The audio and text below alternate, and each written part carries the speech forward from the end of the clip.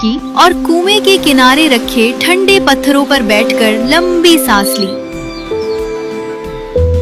2 minute को आंखें बंद की ताकि थकन जरा उतर जाए। फिर अचानक पीछे से एक बारीक कांपती हुई आवाज आई। बेटी, क्या तू मुझे जरा सा पानी भर देगी? बहुत देर से प्यासी हूँ। रोशनी ने चौंक कर पीछे देखा। एक झुर्रियों भरा चेहरा, लरसते हाथ और कंधों पर पड़ी पुरानी शाल। औरत वाकई बहुत थकी हुई लग रही थी।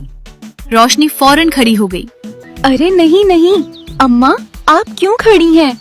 आप बैठें, मैं अभी पानी निकालती हूँ। वो घड़ा लेकर कुएं के पास गई, उसे अच्छी तरह धोया, फिर बिल्कुल ताजा पानी बाल्टी से भरा। उसने सोचा, पता नहीं बेचारी कितना चलकर आई होगी। फिर वो आहिस्ता से औरत के पास आई और दोनों हाथों से घड़े को पकड़वा दिया।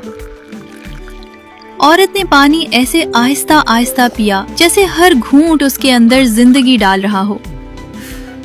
पीते हुए उसकी पलकें भीगती हुई सी लग रही थीं। पानी खत्म करके उसने रोशनी की तरफ देखा और बहुत धीरे से कहा, खुश रहे बच्ची।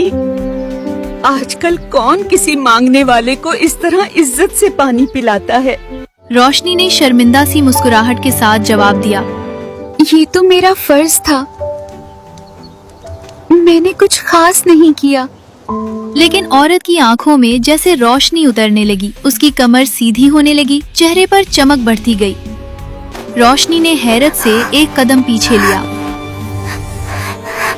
अचानक उस औरत के गिर्द हल्की सी रोशनी का दायरा बन गया और फिर एक लम्हे में वो बूढ़ी औरत गायब हो गई।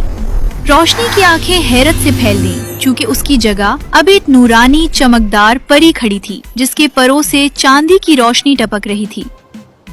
परी मुस्कुराकर बोली, मेरी प्यारी बच्ची, कोई भी पानी तो दे देता, मगर एहतराम और मेहरबानी कम लोग देते हैं। तुमने दिल से मुझे इज्जत दी है। रोशनी घबरा गई। कोई गुस्ताखी हुई है?